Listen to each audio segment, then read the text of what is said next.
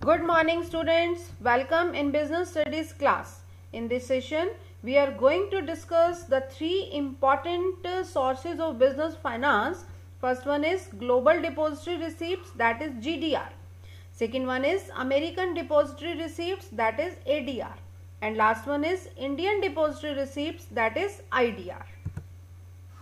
Very first we are going to discuss global depository receipts, that is GDR. The GDR is an instrument which the companies of a country issue in US dollar in order to obtain foreign capital. They are traded in all those foreign share markets where they have been listed.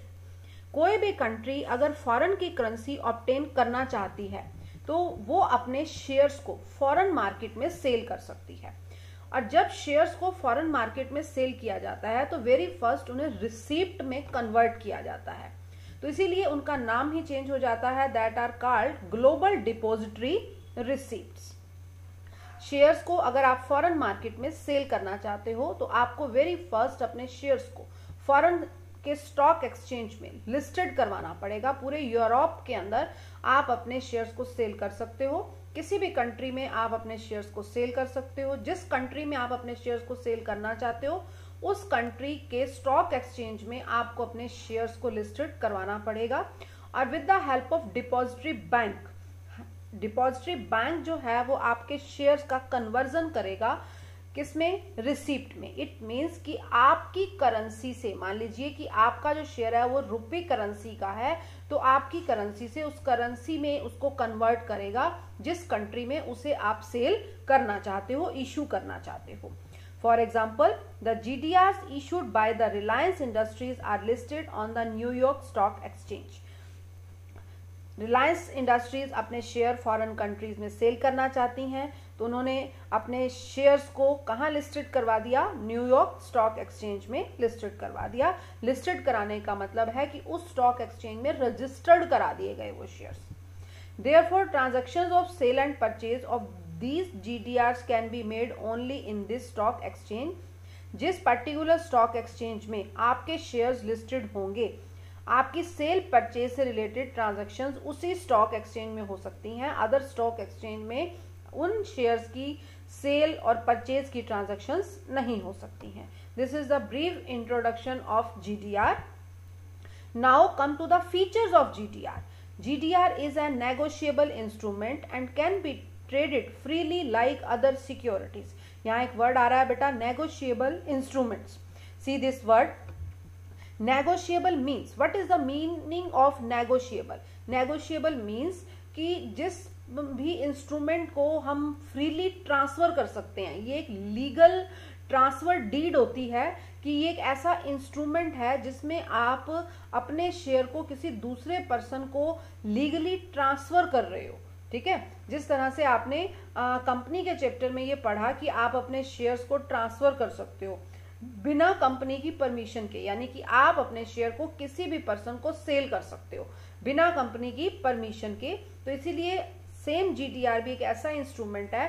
Negotiable instrument वो instrument होते हैं जो legally जो है valid हैं, जिसमें आप freely transfer कर सकते हो कि अपने शेयर को किसी दूसरे पर्सन को बेच सकते हो। GDR is an negotiable instrument and can be traded freely like other securities। जैसे बाकी सिक्योरिटीज, शेयर्स हैं, डिबेंचर्स हैं, उनको हम फ्रीली किसी भी पर्सन को सेल परचेज कर सकते हैं, तो GDR के साथ भी वही सेम फैसिलिटी अवेलेबल रहती है। GDR can be listed on any American and European stock exchange. पूरे यूरोप में आप किसी भी कंट्री में इसे अपने स्टॉक एक्सचेंज में लिस्टेड करवा सकते हैं।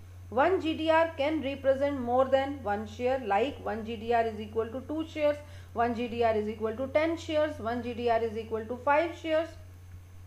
The bearer or holder of GDR can get them converted into shares। अगर GDR होल्डर है, यानी कि किसी के पास ग्लोबल डिपॉजिटरी रिसिप्ट्स हैं और वो कुछ टाइम के बाद उन्हें शेयर्स में कन्वर्ट करना चाहता है, तो वो कंपनी से ये फैसिलिटी अवेल कर सकता है। The holder of the GDR has no right to vote in the company। Company ने फॉरेन कंट्रीज के अंदर अपने शेयर्स इशू कर दिए हैं, किस फॉर्म में, रिसीप्ट की फॉर्म में, ग्लोबल डिपॉजिटरी रिसीप्ट की फॉर्म में उन्होंने अपने शेयर्स इशू कर दिए हैं। किस पर्पज से किए हैं? क्योंकि हमारी कंट्री ने अगर जीडीआर इशू किए हैं तो हमारी कंट्री को पर्टिकुलर कंट्री की जहां उन्होंने शेयर इशू किए हैं वहां की करेंसी की रिक्वायरमेंट है, ठीक है। तो अगर आपको फॉरेन करेंसी की रिक्वायरमेंट है तो उस पर्पज से आप फॉरेन कंट्रीज के अंदर अपने शेयर्स इशू कर रहे हो, लेकिन वहां के लोगों को आपने वोटिंग राइट नहीं दिया है। जिस तरह से उनके पास सिटीजनशिप नहीं है एक पर्टिकुलर कंट्री की, तो उनके पास वोटिंग राइट भी नहीं है, ठीक है। तो सेम इसी तरह से अगर कंट्री के साथ हम मैच करके देखें तो अगर कंपनी जो है उनकी मनी ऑब्टेन कर रही है, ठीक है, लेकिन उनको कंपनी ने वोटिंग राइट नहीं दिया है, अपनी एडमिनिस्ट्रेटिव एक्टिविटीज में पार्टिसिपेट करने का उनको कोई राइट नहीं दिया है। The dividend on these GTR is quite like the dividend on shares. जिस तरह से शेयर्स के ऊपर डिविडेंड दिया जाता है, सेम उसी तरह से जो है जीडीआर पर भी डिविडेंड प्रोवाइड किया जाता है। GDR are in US dollar denomination. Many Indian companies such as Infosys, Reliance, Wipro, ICICI have raised money through issue of GDR। बहुत सारी ये कंपनीज हैं जो ऑलरेडी GDR इशू कर चुकी हैं, यानी कि फॉरेन कंट्रीज में अपने शेयर्स इशू कर चुकी हैं। Come to the issue process of GDR। Very first there is one issuing company। Issuing company means Indian company की, हमारे इंडिया की कंपनीज किस तरह से GDR इशू करती हैं, यहाँ हम उस प्रोसेस को ले रहे हैं। तो सबसे फर्स्ट एक इशूइंग कंपनी है जो इंडिया में जो है सिचुएटेड है, उसके पास कुछ शेयर्स हैं। वो शेयर्स जो है कौन सी करेंसी में है? रुपी करेंसी में है। हमारी करेंसी कौन सी है? रुपीज है, ठीक है। तो रुपी करेंसी के अंदर उसके पास कुछ शेयर्स हैं। अब वो इशूइंग कंपनी अपने शेयर्स किसे देने जा रही है? डोमेस्टिक कस्टोडियन बैंक को देने जा रही है। डोमेस्टिक कस्टोडियन बैंक को वो कहती है कि हमें परमिशन दीजिए कि हमारे ये शेयर्स हम जो है फॉरेन कंट्री में सेल करना चाहते हैं। तो डोमेस्टिक कस्टोडियन बैंक उनसे उनके शेयर्स ले लेता है और वो शेयर्स को परमिट करता है कि आप अपने शेयर एक पर्टिकुलर कंट्री में इशू कर सकते हैं, और वो कंपनी अपने शेयर जो है पर्टिकुलर कंट्री के स्टॉक एक्सचेंज में लिस्टेड करवा देती है। अब डोमेस्टिक कस्टोडियन बैंक वो जो शेयर्स हैं वो किसे देता है? ओवरसीज डिपोजिटरी बैंक को देता है। अब जो डिपोजिटरी बैंक होता है वो सबसे फर्स्ट टास्क उसका क्या रहता है कि रुपी से उसे पर्टिकुलर करेंसी में चेंज करता है, जो वहां की करेंसी होती है, जिस करेंसी को आप लेना चाहते हो, जिस कंट्री में आपने अपने शेयर्स इशू करने हैं, वहां की जो करेंसी है, ओवरसीज डिपोजिटरी बैंक का टास्क रहता है कि रुपी से उसे वहां की पर्टिकुलर एरिया की करेंसी में वो क्या करता है? कन्वर्ट करता है, ठीक है। यानी कि शेयर्स को रुपी से करेंसी में चेंज किया जा रहा है, और दूसरा काम क्या किया जा रहा है? शेयर्स को शेयर से रिसीप्ट में चेंज किया जा रहा है। इसीलिए इसका नाम क्या होता है? ग्लोबल डिपोजिटरी रिसीप्ट होता है। यहाँ पर आपका जो शेयर है उसकी करेंसी भी चेंज हो गई और उसकी फॉर्म भी चेंज हो गई, यानी वो शेयर से किस में आ गया? रिसीप्ट में आ गया।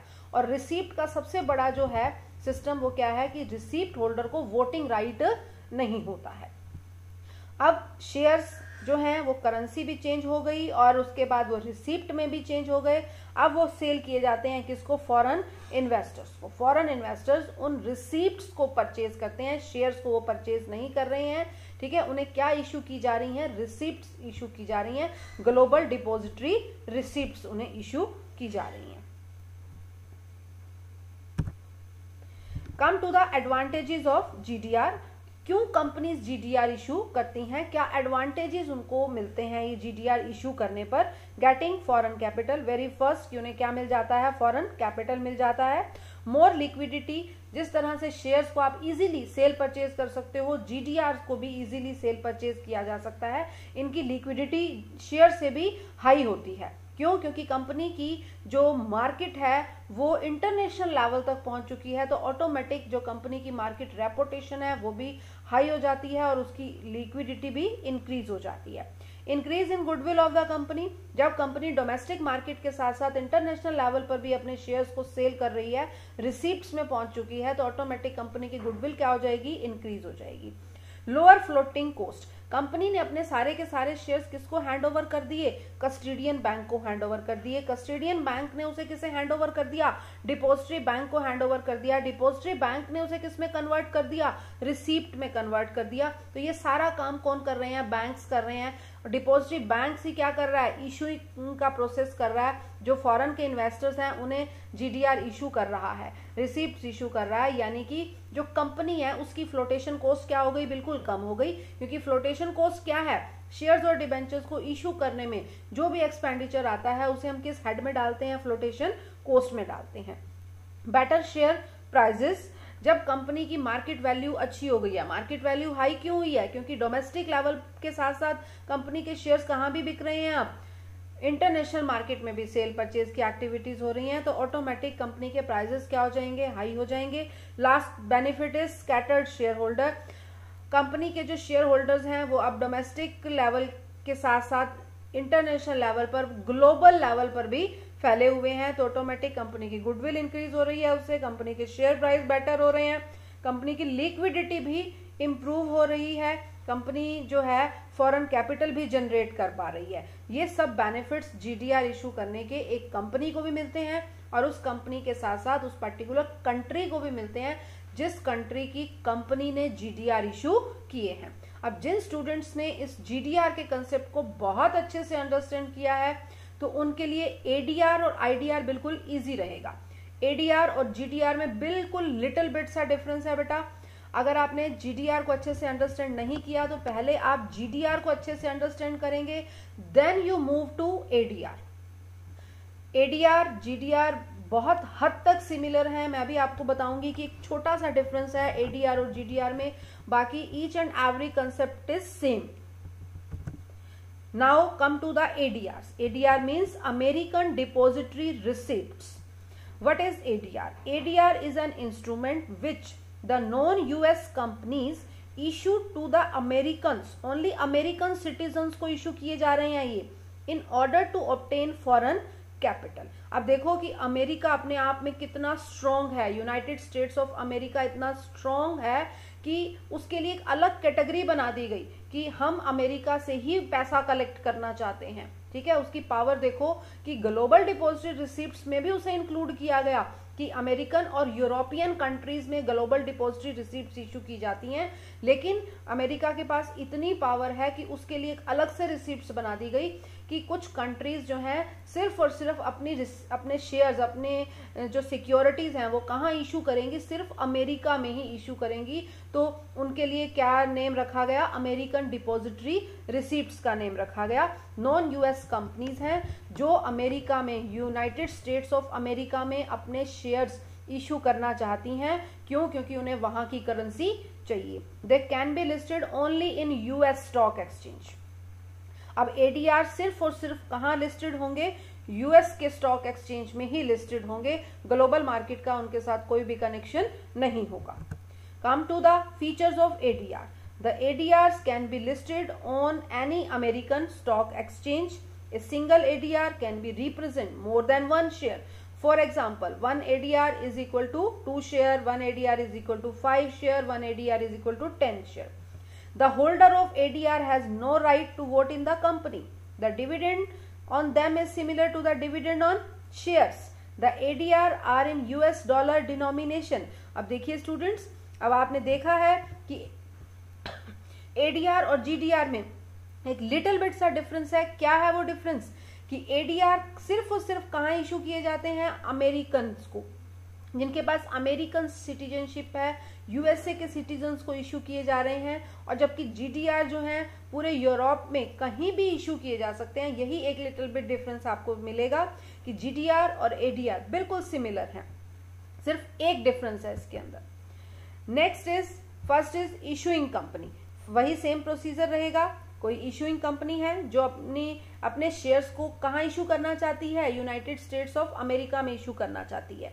वो अपने शेयर्स किसे हैंडओवर करती है? डोमेस्टिक कस्टोडियन बैंक को हैंडओवर करती है कि हम अपने शेयर्स जो हैं वो किसे इशू करना चाहते हैं? अमेरिकन स्टेट्स को इशू करना चाहते हैं। उनसे एक तरह से परमिशन लेती है। उसी प्रोसीजर में ही जब उसको परमिशन मिल रही है वो इन्फॉर्म कर रही है डोमेस्टिक कस्टोडियन बैंक को कि हम अपने शेयर्स अमेरिकन स्टेट्स में इशू कर रहे हैं, ठीक है, तो और वो पर्टिकुलर टाइम में ही अपने शेयर्स को लिस्टेड करवा देती है, कहाँ, अमेरिकन स्टॉक एक्सचेंज में, यूएस के स्टॉक एक्सचेंज में लिस्टेड करवा दिए जाते हैं। अब जैसे ही शेयर्स लिस्टेड हो गए हैं तो वो कहाँ पहुंच जाते हैं, अमेरिकन डिपॉजिटरी बैंक के पास पहुंच जाते हैं, ठीक है। अमेरिकन डिपॉजिटरी जो बैंक है वो उन शेयर्स को, यानी कि अगर कोई इंडियन कंपनी है जो यूएस में अपने शेयर्स इशू करना चाहती है तो वो रुपी करेंसी में है, उन रुपी करेंसी से किस में कन्वर्ट कर रही है, डॉलर में कन्वर्ट करती है, और साथ ही शेयर्स को किस में कन्वर्ट करती है, रिसीप्ट में कन्वर्ट करती है।